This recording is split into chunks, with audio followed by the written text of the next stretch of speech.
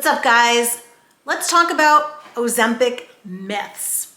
Let's get to the research, the facts, my personal experience, what's going on social media, what are they saying about Ozempic, Wegovy, tirzepatide, Zepbound, Mounjaro, semaglutide, and what are all of those crazy things that are said? Are they true? Are they not true? Well, let's go and debunk them because a lot of them are just not true, but I know that they are causing a lot of fear in people, and I am going to dive deep into all of it right now. You will come out of this video feeling much more reassured about the facts and the experiences that people are actually having and what's going on. So if you don't know me, I'm Jules. I am 5'1". I have maintained a 2-year, 50-pound weight loss at 113 pounds right now.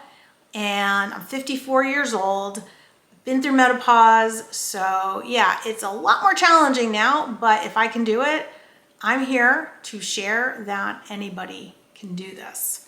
So let's get to myth number 1.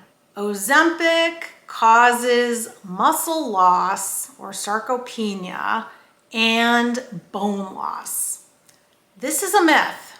The GLP-1, whether it's Ozempic or Mounjaro or Zepbound or Wegovy, does not inherently cause muscle loss or bone loss. There is no mechanism that taking this medication causes this to happen.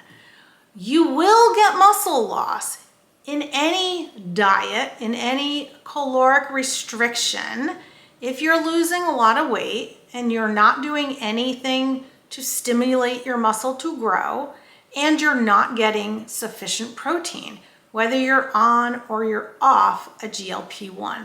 So I really would like to put that myth to rest. That one has been out for a long time. I still see people shouting about muscle loss, and that is absolutely not the case. Yeah, you're gonna lose muscle if you don't do anything to maintain it, but that's with or without a GLP-1, has nothing to do with that. Same with the bone loss. You're going to lose bone if you don't maintain your muscle because there's a relationship there. When you pull on the muscles and you stimulate them and you move and you get your protein in to build the muscle, that also can build your bone density and it can help to maintain that. I'm living proof that you can build muscle and you certainly can preserve it when you are losing weight on a GLP-1, as I have done. And I have also built my bone density. And yeah, at my age, that is a lot harder to do, but it can be done.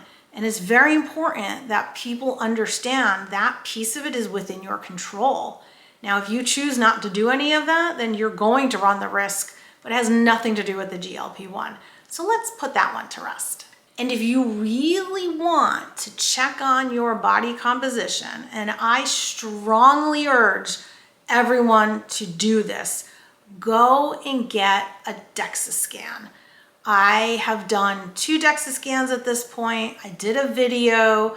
I'll link it in this one. It shows my results of the DEXA scan. It shows my body composition. It will show how I've gained muscle and I've gained bone density, and you'll see all the data in there and all the statistics. It's really cool. I go through in the video where to find one, how much it costs, and all that stuff.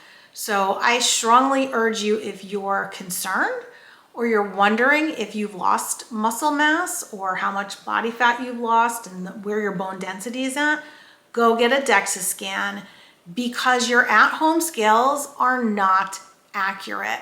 Give a quick example.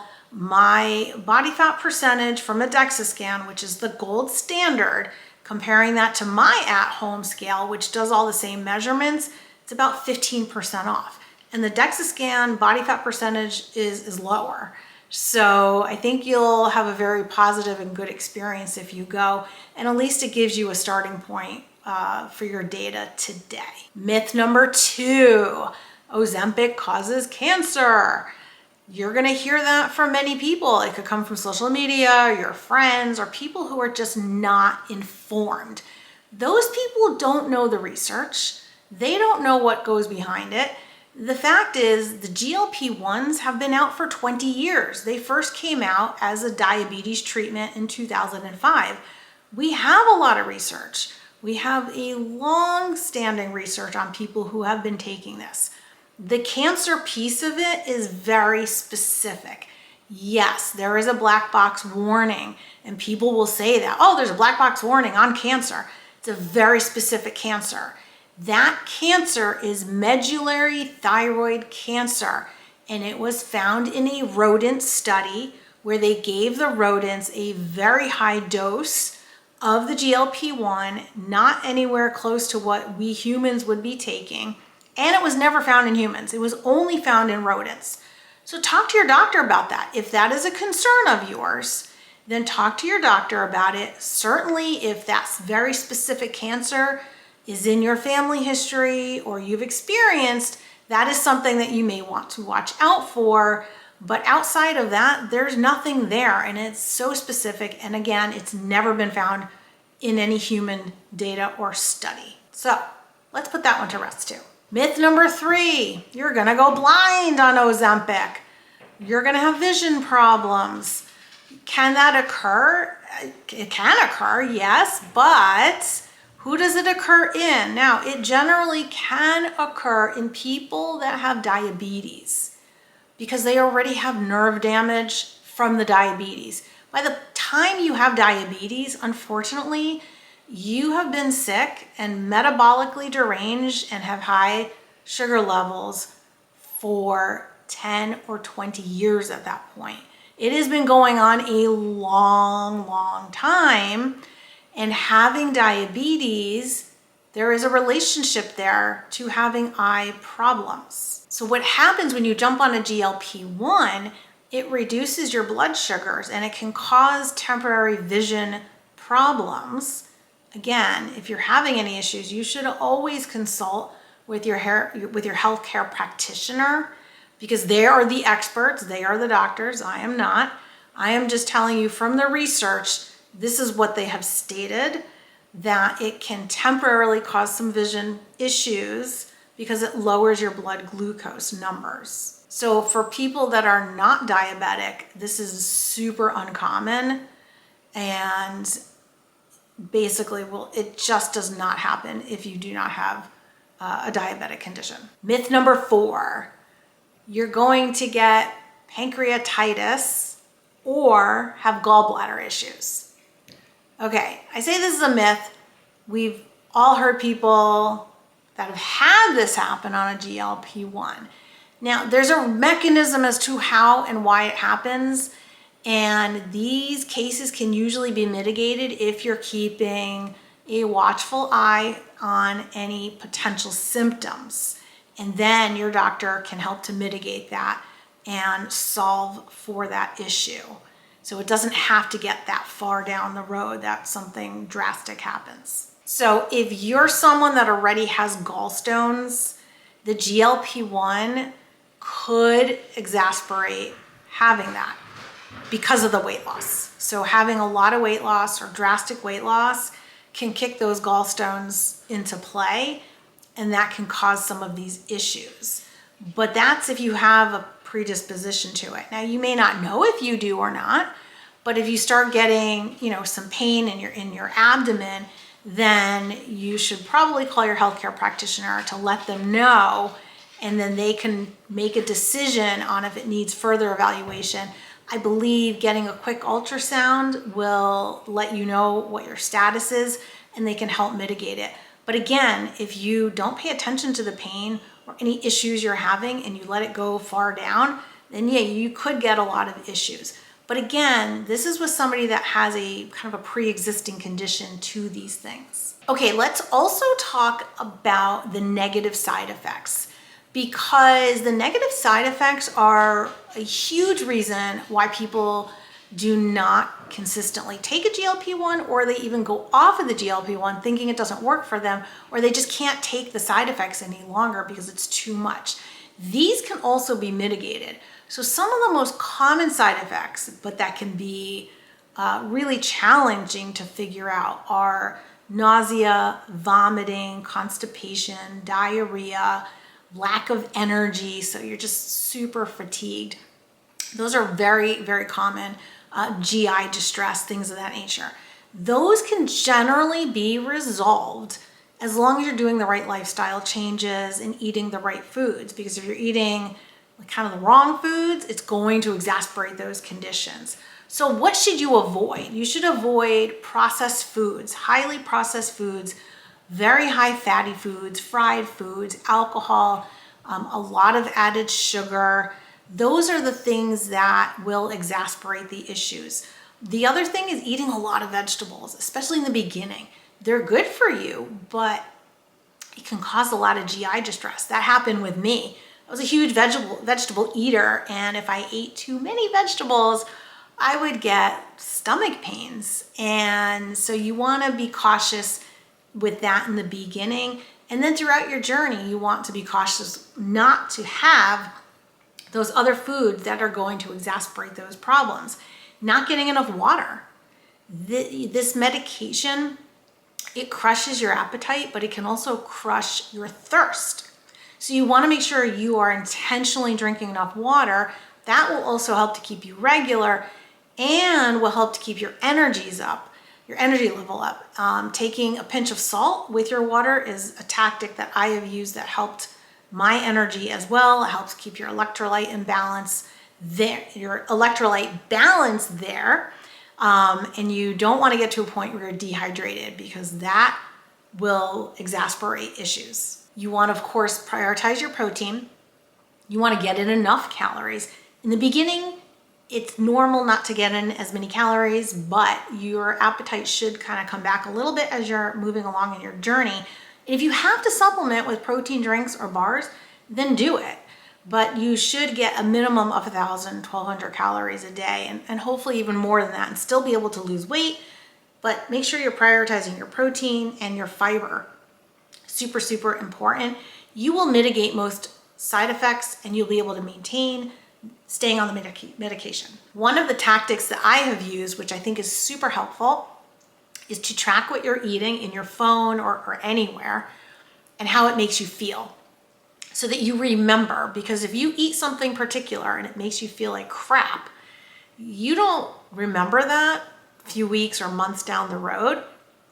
But if you track it and you put it down somewhere, and your phone is the easiest place to do it, you can always go back and go, oh yeah, that food made me feel like crap or blah, or gave me stomach issues. I'm going to avoid that. So I think tracking and writing down the food you're eating and how they make you feel can be really important from a data point perspective. Now let's talk about some of the other myths that are kind of going around in there. Hair loss, that's a big one, especially for women. A lot of them are complaining about hair loss and the GLP is causing it. No, the GLP is not causing it. The GLP-1, there's no correlation between taking a GLP-1 and losing hair. You're losing hair because you're not getting enough protein in, you're not getting enough calories in, you're not getting enough of the nutrients in. And your body now is prioritizing where those nutrients are going and what it's going to do to your body. Hair and nails, they're not a priority, so your body will take from that. So to mitigate that, you want to make sure you're getting enough protein, getting enough calories. I have heard collagen could be a good supplement. I personally have not taken it. I haven't needed it. But I have heard that could be a good supplement to take. And then if it's really happening a lot, talk to your doctor. They can write you a prescription for something that will help. But in all cases, I have heard hair does grow back. So there's really no reason to go off of the medication. If you're having hair loss, you can mitigate that. But if you get to the point where you're losing hair, you're already months down the road, right? And then if you start eating more and doing all the right things, it's going to take a few months for your hair to start growing back again, because there's just a time perspective in there that you have to take into consideration. So it's not going to happen overnight or in a week. It probably will take about 3 months for everything to kickstart back in, for you to start seeing that growth. And then finally, let's not forget about the stigma on taking a GLP-1. There are still some people out there that, there's a weight bias, there's an obesity bias. There's a stigma out there, and it feels kind of crappy when people just, blame and shame. Well, just eat less and move more. And hello, done that, been there. We've all done it.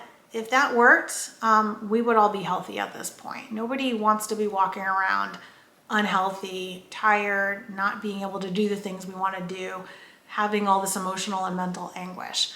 So you need to be able to block all those people. You're not going to convince them anything else. If they want to believe what they want to believe, let them. Just let them. Because you're not going to convince somebody who has a certain belief system. Surround yourself with the right community of people, with like-minded people, people that are on the same journey, whether that's in person, whether that's online, your social media, your YouTube, people that resonate with you. Bring those people into your circle and keep all of those other people at arm's length or away from you, because you don't need that. You need the support, not people bringing you down. So I am here to tell you that I am living proof that post 50, you can get the health, the body, the fitness that you want. It is never too late. Lose the weight, gain the muscle, gain your life back, gain food freedom, gain food noise freedom. And GLP-1 is a tool to help you get there. It is a very powerful tool to use with the lifestyle changes. So let me know in the comments, what side effects are you having and how are you mitigating them? What are the tactics that you have used that have helped you to overcome some of those side effects? If you're looking for somebody that's going to inspire you and keep you going in your journey, then please like and subscribe to my channel and hit the bell button so you always know when a new video is coming. If you're looking for some more support and community, I would love to have you join my private Facebook group at Juls Wellness Warrior. I will see you in my next video. Stay strong.